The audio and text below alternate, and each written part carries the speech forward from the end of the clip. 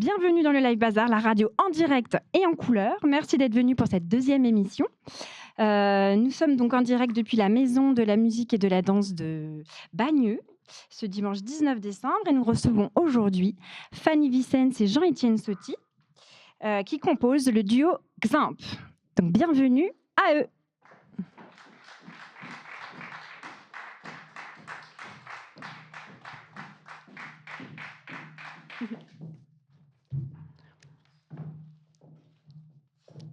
Bonjour Fanny, bonjour Jean-Étienne. Bonjour. Bonjour Héloïse, et bonjour à Aurélio, et bonjour à tous.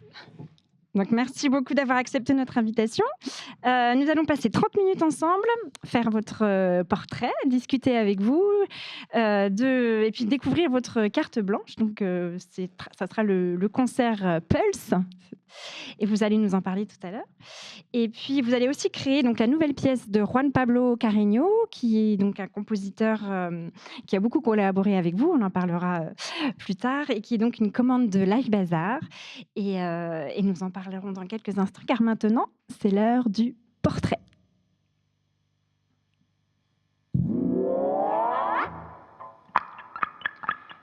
Xamp. Ce sont deux musiciens hors pair, deux accordéonistes très actifs et reconnus, réunis autour de leur instrument, l'accordéon.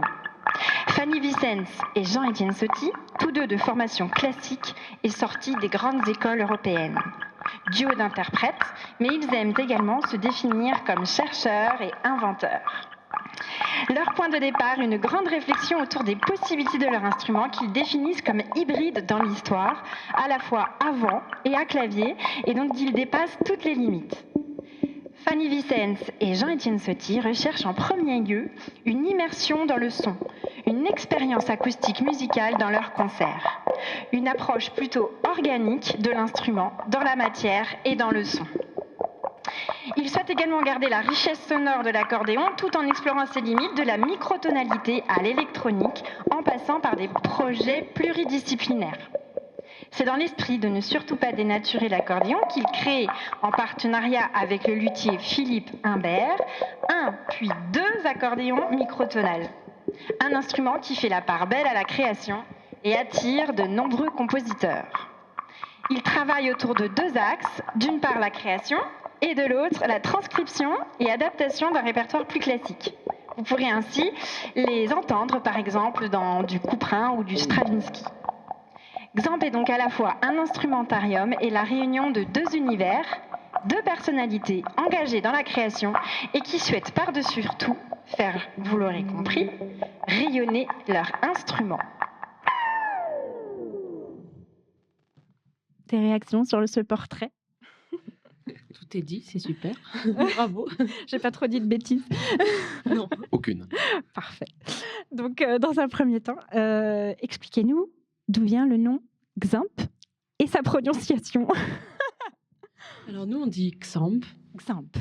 En fait, toutes les prononciations sont valables parce que en Catalogne, on dirait champ. Parce que le X se prononce ch. Et c'était aussi, on savait que ça pourrait être à la fois prononcé dans toutes les langues et de manière un peu différente. Donc c'était aussi le choix. On voulait un nom de duo qui soit court, un peu impactant. Ouais. Mais il y a un acronyme derrière qui est Extended Accordion Music Project. Voilà. Projet de musique et d'accordéon étendu ou augmenté. D'accord. Et donc, d'où vient l'idée du duo ? Eh bien, il y a maintenant quelques années, on était quand même souvent en train de réfléchir à comment on pouvait transformer, augmenter l'accordéon. On avait comme modèle, on allait souvent voir des concerts, bien sûr, avec électronique ou alors du piano préparé. Et c'est des choses qu'on voyait faire sur beaucoup d'autres instruments, pourquoi pas sur la harpe, par exemple, ou la guitare, qu'elle soit acoustique ou électrique. Et on voulait se diriger vers cette idée de transformer les instruments. Donc, l'idée de faire du duo d'accordéon, c'est déjà en soi une façon de l'augmenter, de faire, au lieu d'avoir une seule source, d'avoir 2 sources et de pouvoir commencer à faire des spatialisations, des jeux de réponses, des jeux d'écho entre deux instruments. Et puis petit à petit, tout ce qui vient dans la suite, l'accordéon microtonal. On s'est souvent aussi amusé avec beaucoup de petits objets. Et puis dernièrement, l'électronique, voilà, dans cette idée d'augmenter l'accordéon. Et avant même d'être un duo, on avait été réunis pour un projet chorégraphique de Maud Le Pladec, où on avait joué justement de manière spatialisée. Enfin, on avait imaginé des situations scéniques, et je pense que ça a aussi beaucoup posé les fondations du duo, parce que c'était la période où on souhaitait commencer à jouer ensemble. Ce projet est arrivé sans qu'on le sollicite finalement, et donc ça a marqué la première pierre du duo. Donc ça fait combien de temps en fait? Ça fait 5 ans? 7 ans. 7 ans. D'accord. Et donc, Fanny et Jean-Étienne, racontez-nous un petit peu votre rencontre avec l'instrument, avec l'accordéon. Pourquoi avoir choisi cet instrument? C'est moi qui commence. C'est une question, faut revenir bien sûr à l'enfance. Moi, c'est vraiment l'aspect jouet, gros jouet qui peut faire plein de choses différentes, qui m'a séduit, et l'aspect soliste. J'ai vraiment cette image d'avoir vu mon premier professeur dans un concert des professeurs de l'école de musique dans laquelle j'étais. Tous les professeurs dans laquelle mon frère effectivement était avant moi, mon grand frère. Et donc j'ai vu tous les professeurs jouer ensemble, mais il y a eu un moment qui était un moment un peu privilégié où celui qui allait devenir mon futur professeur d'accordéon, Jean-Michel Léger, a joué tout seul. Et là, je me suis dit, voilà, je veux prendre cette place-là. Et après, par la suite, l'instrument m'a beaucoup plu pour justement toutes les recherches, tout ce qu'on peut faire autour, comment on peut s'amuser avec. Je pense que c'est vraiment resté là, et c'est venu jusqu'à ce qu'on fait aujourd'hui. Et moi, c'est aussi la petite enfance, parce qu'en fait, je n'ai pas souvenir de quand j'ai voulu. En fait, ça a toujours été là. J'ai toujours voulu être accordéoniste. J'ai décidé à l'âge de 4 ans que ça serait mon métier, en quelque sorte. D'accord. Mais je me souviens la première fois que j'ai vu un instrument en vrai, mais j'avais déjà décidé que je voudrais être accordéoniste. C'était un petit garçon qui devait avoir 7 ans, et moi, je devais en avoir 4. Et puis, je me disais, pourquoi il joue de mon instrument, en fait. Je m'étais déjà identifiée. Mais c'était le lien avec mon arrière-grand-mère, je pense qu'il me parlait d'accordéon toute petite, parce que ça lui rappelait les bals populaires, et je pense qu'elle m'avait mis cette idée en tête, mais en tout cas cet instrument m'avait ça a toujours été ça, quoi. Ah oui, mais ça rejoint un petit peu ma prochaine question, justement, parce que l'accordéon a une image assez forte et très diverse. Et donc, voilà, quelle est pour vous, quelle image vous avez, vous, de l'accordéon, et qu'est-ce que... 1 minute pour les zappings radio.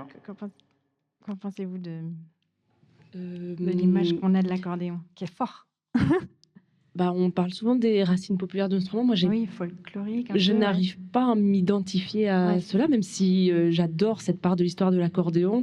J'ai toujours eu en fait un apprentissage très classique.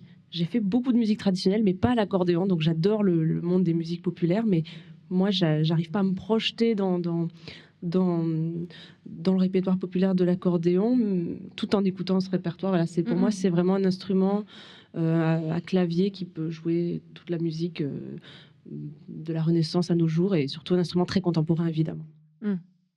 D'accord. Et ça va être le moment de la page de musique aléatoire, le zapping radio.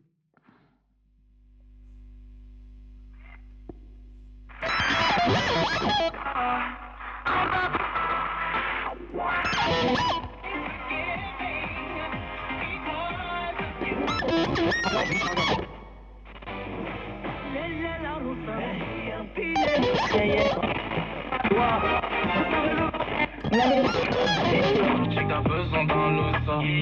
T'as pas les épaules pour le ça.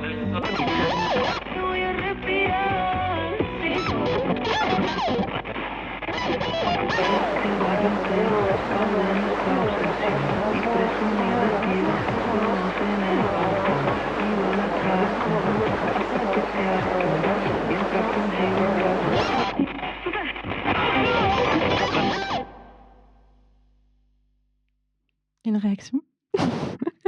Est-ce que la radio a une place importante dans votre vie? Comment vous l'écoutez souvent? Moi, j'écoute beaucoup France Musique. Ouais, la musique. D'ailleurs, quand je vivais en Allemagne, c'était beaucoup mon lien avec la France, en fait, la radio. Moi, j'écoutais peu la radio il y a encore quelques années, mais maintenant j'écoute, je l'écoute effectivement de plus en plus, notamment dans tous les moments un peu d'attente. Par exemple, en voiture, je suis un grand auditeur de radio en voiture. Et là, on entend, dans ce qu'on entend, qu'on est le dimanche après-midi et qu'il faut envoyer des choses assez pulsées aux gens et assez latino. C'est Ça tombe bien, on va écouter le concert radio du Pulse. dimanche. Donc, vous Exactement. allez lui mettre l'énergie. Donc, Xamp, c'est aussi un instrumentarium. Donc, j'aimerais que vous nous parliez un petit peu de ces divers instruments. Expliquez-nous un peu. Alors, instrumentarium, on aimait bien ce mot parce qu'il y a le côté laboratoire où on va pouvoir mettre plein d'objets et donc bien sûr d'instruments divers. Et vraiment aussi dans le fait que ça regroupe, que pour nous, toutes ces créations instrumentales qu'on fait, elles sont dans un projet, elles pourraient tout à fait être utilisées tout en même temps. Ou alors, par exemple, quand on s'adresse aux compositeurs, à l'inverse, on leur montre notre instrumentarium, mais ils peuvent faire leur choix dedans. C'est à la fois un tout et à la fois quelque chose dans lequel on peut venir piocher. Et donc, du coup, dans cet instrumentarium, tu peux faire une petite liste. Oui, parce qu'au départ de notre duo, on avait nos accordéons classiques de concert. Puis il y a 2 accordéons microtonales qui nous ont rejoints. D'abord 1, puis 2. Et puis un 3e, parce que Jean-Étienne a été en résidence à l'IRCAM pour développer l'accordéon hybride, qui est aussi microtonal. Et puis il y a le dispositif électronique. Et voilà, petit à petit, ça... Justement, c'était la prochaine question. Oui. L'accordéon microtonal. Vous pouvez développer un petit peu plus du coup l'origine, le début de sa création, l'idée, et puis son fonctionnement, bien sûr. Alors, quand on essayait de transformer l'accordéon, il y a eu une période, et on le fait encore, où on utilisait des objets autour, ou alors on a fait aussi beaucoup de pièces avec électronique. Mais il y a quelque chose qui nous manquait, c'était vraiment de pouvoir intervenir sur vraiment le corps sonore lui-même. À l'instar vraiment du piano préparé, où on peut mettre un morceau de pâte à fixe à un endroit de la corde qui va faire ressortir une harmonique. Et ça, à l'accordéon, c'est très compliqué, c'est une boîte qui est fermée, avec 8 vis, donc on ne peut pas intervenir dessus de manière temporaire. Il faut trouver ouvrir l'instrument. D'ouvrir l'instrument, c'est assez compliqué. Et donc petit à petit, en échangeant, en connaissant la musique contemporaine, en connaissant notamment les musiques de Gérard Griset, qui utilisent des quarts de ton, ou toutes ces musiques-là qui transforment le timbre, on s'est rendu compte que la microtonalité était peut-être une solution. Et l'idée d'un accordéon à quart de ton est venue chemin faisant. Au début, on ne pensait pas faire un accordéon complet, on pensait prendre un petit instrument pour avoir des quarts de ton, un plus petit accordéon, et puis après, quand on s'est dit qu'il fallait le faire, on s'est dit mais faisons-le sur un accordéon complet. Puis je crois que c'est aussi un peu le destin, parce que quand on s'est rencontrés, c'est une des premières choses dont on a parlé sans savoir qu'on le ferait. Oui. Et moi, mon vieux prof allemand, il m'avait dit, j'avais 18 ans, « Ah, mais en France, si on n'écrit plus pour l'accordéon, si Griset a arrêté d'écrire pour l'accordéon, c'est parce qu'il manquait les quarts de ton, en fait. » J'avais cette idée en tête, et voilà, il y a cette affiliation avec la modification du timbre aussi, l'aspect électronique, mais aussi historiquement, en fait, aussi la musique spectrale qui...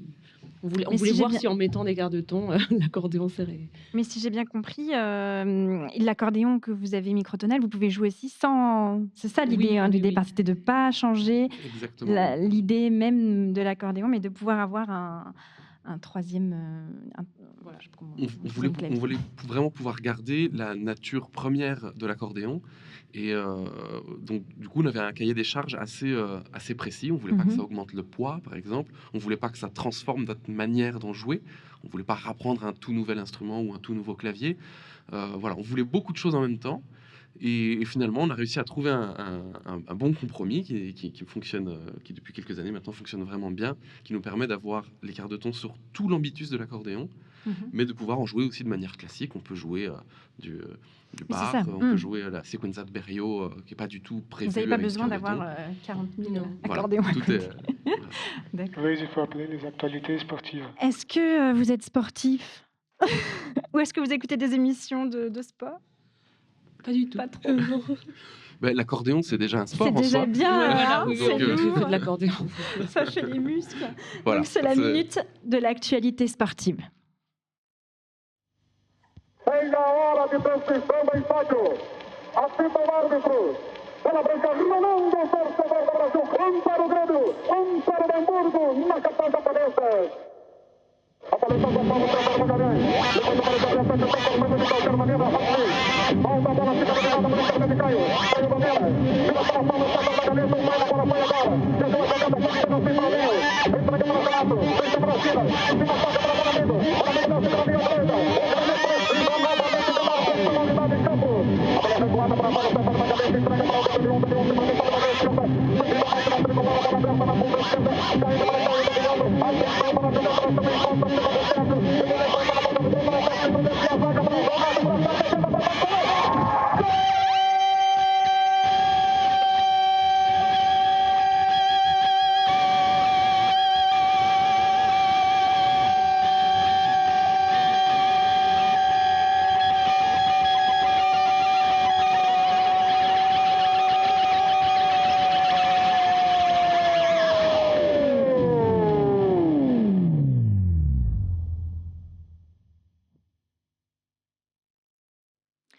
Donc nous venons d'écouter l'actualité sportive du Brésil. Nous sommes aujourd'hui avec Fanny Vicens et Jean-Étienne Sotti qui forment le duo Xamp. Donc vous êtes tous les deux impliqués dans la musique contemporaine, la nouvelle musique écrite. Pourquoi avoir choisi cette voie? Parce qu'on aime bien vivre avec notre temps. C'est quand même un domaine où l'accordéon est particulièrement à l'aise, j'ose dire. C'est un instrument vraiment phare pour nous de la musique d'aujourd'hui. Oui, il y a quelque chose d'assez naturel. On veut vraiment, je pense, Fanny comme moi, on est très attachés au fait que la musique qu'on joue, elle concerne vraiment un aujourd'hui, un ici et maintenant, qui peut avoir des résonances avec plein de choses de notre monde. Et pour arriver à ça, il faut qu'on échange le plus possible avec plein de mondes différents, et le travail avec les compositeurs, les compositrices ou d'autres artistes, c'est vraiment ce qui vient construire et diversifier notre répertoire. Et quelle serait donc selon vous la place des artistes dans la société d'aujourd'hui? Essentiel. Indispensable. Ah oui, bah, faut réfléchir à cette question, c'est une grande question. Peut-être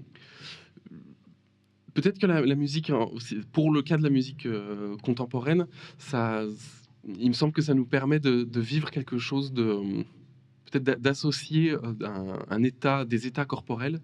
Je parle vraiment pour moi, du coup, des états corporels, ou pour moi corporels ou émotionnels. C'est pas forcément que bouger, mais des états psychiques. Pour moi, c'est un peu tout dans la même chose, parce que le cerveau, c'est une partie du corps aussi. Et la musique contemporaine nous permet de nous accorder de manière très diverse, de manière très variée, à tout ce qu'on ressent dans le monde. Voilà, il me semble qu'elle a dans mon cas, ce rôle-là. D'accord. Et vous ouvrez donc le répertoire non seulement du côté de la création, mais aussi vous faites des transcriptions, des adaptations. C'est important pour vous de jouer aussi de la musique plus classique, et qu'est-ce qu'elle vous apporte? Voilà. Moi, je vois pas de rupture entre le répertoire ancien et celui d'aujourd'hui. Il a des formes d'expression variées. D'ailleurs, aujourd'hui, ce qui est hyper stimulant, c'est qu'il y a énormément de langages et de formes d'expression qui cohabitent. Et quand on est interprète, j'ai l'impression qu'on devient un peu la musique que l'on joue, on devient le compositeur. Enfin, moi, j'essaie toujours de devenir un peu comme si j'en étais la compositrice, même si j'en suis que l'interprète. Et donc, on a une variété de rôles hyper large. Et dans la musique ancienne, c'est aussi une manière de faire sonner l'instrument que l'on aime particulièrement, où l'accordéon, où on peut vraiment utiliser toute sa palette expressive, parce que c'est quand même un instrument hyper expressif. Et donc, même si la musique, l'accordéon n'existait pas au moment où ces musiques ont été composées, au 16e, 17e, 18e, je trouve qu'il amène vraiment une couleur spéciale, mais à la fois assez authentique sur l'expression qu'on attend de ces musiques. Oui, et en fait, du coup, il me semble que justement le pouvoir, et on veut utiliser ce pouvoir à fond, le pouvoir de la musique écrite, c'est pour ça qu'il faut, à mon avis, à notre avis, je parle pour nous deux, vraiment la défendre, la promouvoir. C'est justement de transformer une frise chronologique parfois un peu rigide, et puis de la transformer en un seul univers. Voilà, quand Fanny disait qu'il n'y avait pas de rupture, c'est vrai qu'on s'est amusé, on le revendique, d'aller de Perrotin à de la musique d'aujourd'hui ou de demain sans sentir une vraie différence. Vraiment, on peut faire un accordage entre toutes ces années. Des musiques qui étaient modernes à leur époque aussi, pour certaines. Donc. Oui, c'est vraiment la musique dans son essence même. 1 minute pour l'horoscope. Alors, racontez-nous des collaborations ou des moments qui vous ont marqué, des moments lumineux dans votre vie de musicien. Pour le duo Xamp, en particulier, il y a eu plein de rencontres. Déjà, les 7 compositeurs qu'on va jouer aujourd'hui, c'est tous des gens qui sont proches de nous, géographiquement, mais aussi d'un point de vue des amitiés. Puis on a eu la chance de travailler avec une génération aussi juste avant eux, comme Pascal Criton, Edith Canalo-Chizy. Est-ce que tu veux compléter voilà, il y a eu plein de rencontres et aussi des rencontres avec des compositeurs plutôt, donc vraiment dans le partage compositeur. Oui, et puis aussi avec l'accordéon microtonal. En tout cas, il a été utilisé dans d'autres formes que le duo aussi, avec des ensembles, l'opéra. Oui. Moi, c'est vraiment pour compléter, c'est vrai que c'est difficile de choisir parce qu'on a quand même cette chance de vraiment beaucoup vivre de nos créations en partage avec plein de monde qu'on admire et avec lesquels on est amis. Donc ça, c'est une chance incroyable. Mais c'est vrai que quelque chose qui, moi, me touche très souvent, c'est quand j'entends ces créations, par exemple l'accordéon microtonal, parce qu'on l'a du coup beaucoup entendu, sans le jouer. Quand je le découvre joué par Fanny dans des pièces dont j'ai pas la connaissance ou dont j'ai pas suivi le processus, et que j'arrive à la fin du processus et que j'entends ça, j'assiste à l'émotion de la surprise et de la découverte. Exactement, une vraie émotion d'entendre cette création. D'accord. Fanny et Jean-Étienne, de quel signe astrologique êtes-vous? Taureau, ascendant, Sagittaire. Poisson, ascendant, je sais pas. Je sais pas. Donc c'est la minute horoscope de Rob Brichny pour nous, nos amis les Sagittaires, en ce dimanche 19 décembre 2021. Donc il y en a peut-être dans la salle. Les Sagittaires, ouvrez les oreilles.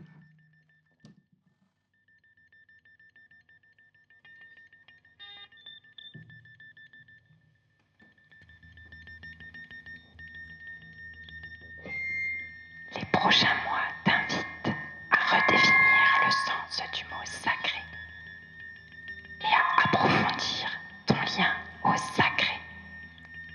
Sagittaire. Ces quelques citations guideront ta démarche. 1. La reconnaissance du sacré commence lorsque l'on s'intéresse à chaque détail de notre vie. La reconnaissance du sacré. Être bouddhiste. La reconnaissance du sacré. 2. La reconnaissance du sacré. Dès lors que l'on remarque clairement une chose sacrée, dès lors et qu'on la voit nettement, la reconnaissance une chose, elle devient sacrée. Qu'on la voit nettement, la reconnaissance une chose, elle devient sacrée. La reconnaissance une chose, elle devient sacrée. 3. Chose, elle devient sacrée. Commence. La reconnaissance.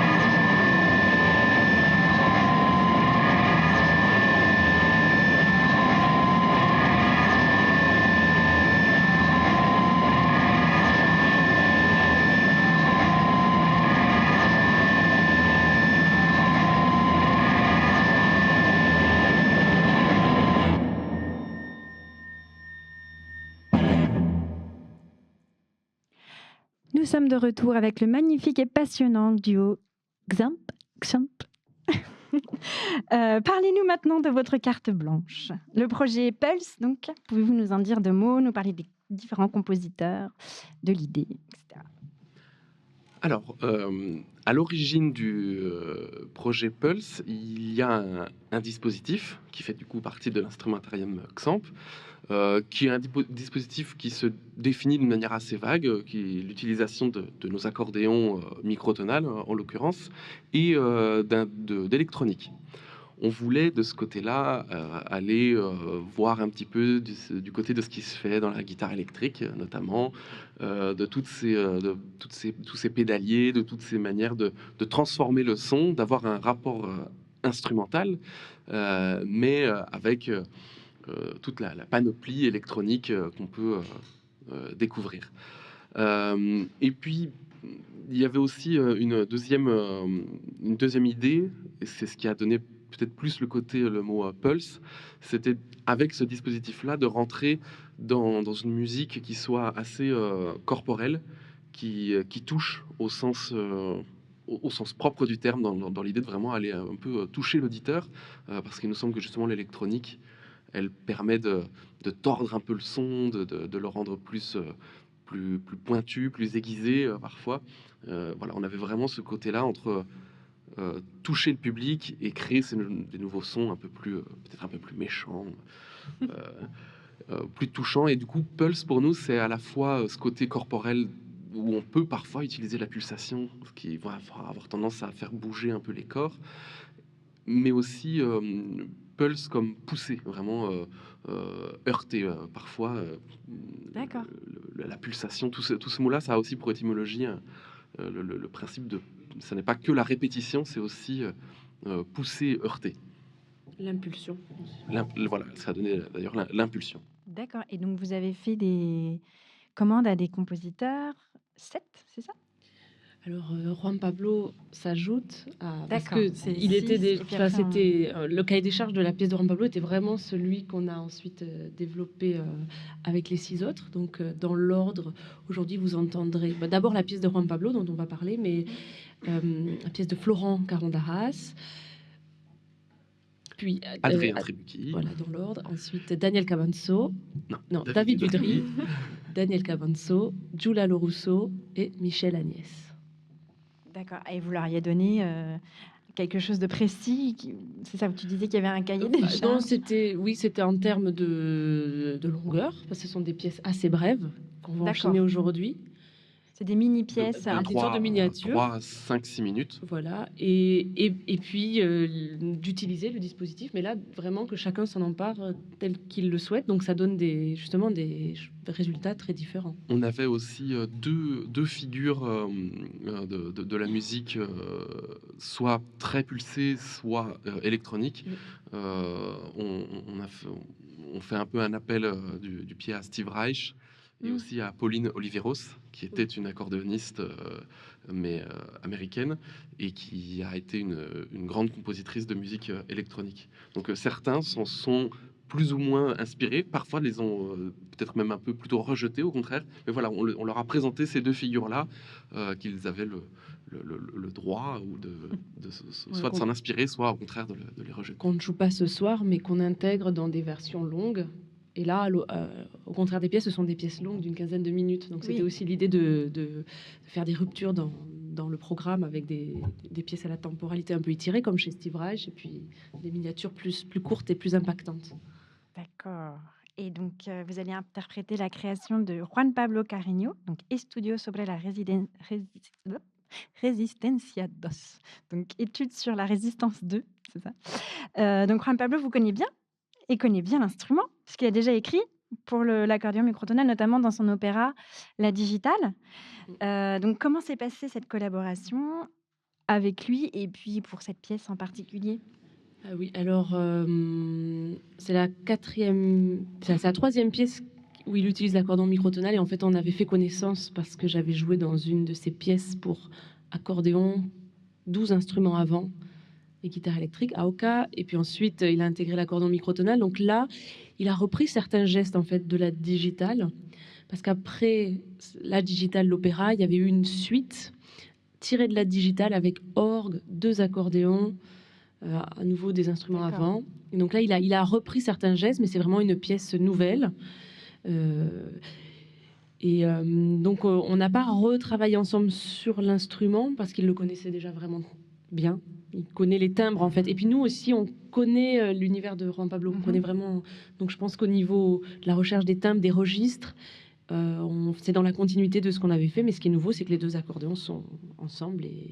Oui, c'est le duo, donc qui est nouveau. Voilà, d'accord. C'est une toute nouvelle pièce. Donc, on a demandé à Juan Pablo Carreño de nous envoyer quelques mots à propos de sa pièce. Donc, on va l'écouter et puis vous réagirez après, si vous le souhaitez. L'accordéon chromatique a occupé une place importante dans mon travail d'écriture, ainsi que ma relation d'amitié artistique et musicale avec Fanny Vicens et Jean-Étienne Sotti. J'ai approché l'instrument à partir de différents angles dans plusieurs de mes pièces d'ensemble. En 2016, j'ai écrit une étude sur la résistance et la toxicatio, une œuvre radiophonique pour mon ensemble Le Balcon, dans lequel j'utilise pour la première fois 12 accordéons. Un accordéon chromatique et l'accordéon à quart de temps de Fanny Vicens et Jean-Étienne Sotti.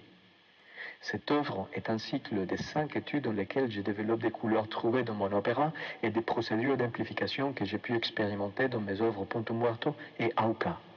Ce projet d'une nouvelle œuvre pour les 2 ensembles, mon étude sur la résistance 2, qui est aujourd'hui constituée de 12 accordéons à quart de temps, s'inscrit dans la continuité de toutes ces œuvres. Il s'agit d'une musique dense, monochromatique, avec les mixtures microtonales étranges des accordéons ZAMP, qui dessinent une transversalité culturelle fondamentale pour un compositeur latino-américain de ma génération. On découvre aussi. Oui, c'était l'idée. Une réaction comme ça à chaud. Oui, c'est bien résumé. Puis c'est cette recherche de couleurs en fait chez Juan Pablo, parce qu'il y a, voilà, c'est une musique. Il a un son, on reconnaît tout de suite en fait, quel que soit l'instrumentarium, et il a notamment dans les hybridations en fait de mixtures pour l'accordéon. Et puis ce qui est aussi qu'on retrouve dans d'autres pièces, c'est des empilements de cartes qui donnent une couleur assez spéciale et qu'on retrouve un petit peu là. 1 minute pour la fin de l'émission. Donc, pour clore notre entretien, une dernière question. Quel est votre prochain défi ? Alors, notre tout prochain défi, c'est jouer là, réussir ce concert. Et à plus longue échelle, donc Pulse, c'est venu après Vibes, qui s'est transformé en disque. Pulse, c'est plus une version concert. Et là, on s'engage vers un nouveau projet qui s'appellera Space. Et c'est un défi parce qu'il s'agira de mettre dans des grands lieux, dans des acoustiques très généreuses, 8 accordéonistes, dont nous 2. Voilà, donc c'est 3 projets qui se suivent et qui ont une direction. Donc ce projet, il a été lauréat d'un appel à projet, il me semble. Je me trompe pas ? Exactement, c'est le programme Monde Nouveau, et là, on en est encore à la préfiguration. Voilà, c'est-à-dire que maintenant qu'on a déposé ce projet en disant qu'on allait faire jouer 8 accordéonistes ensemble, eh ben, il faut qu'on étudie et qu'on imagine la manière dont on va le faire. Très bien, merci beaucoup, Fanny Vicens et Jean-Étienne Sotti. Merci beaucoup. De vous être prêtés au jeu de l'accordéon. Nous allons vous laisser vous installer dans quelques instants de l'autre côté de la scène pour rejoindre vos instruments et nous faire découvrir donc votre concert Pulse avec la création de Juan Pablo Carreño, Estudio sobre la Resistencia 2. Donc merci également à tous d'être venus. Cette deuxième édition de Live Bazar a été réalisée avec Benjamin Lévy au son, Stéphanie Houssard à la lumière et Marin Bouauchaud à la captation vidéo. Nous remercions nos partenaires, la Ville de Paris, la SACEM, la Fondation Salabert et la MMD de Bagneux. Et nous vous donnons rendez-vous le 16 janvier pour un nouveau Live Bazar avec la contrebassiste Charlotte Testu et un nouveau concert de Bazar électrique. Nous vous souhaitons de belles fêtes de fin d'année. Vous venez d'écouter Live Bazar avec le duo Xamp que nous écouterons dans quelques instants.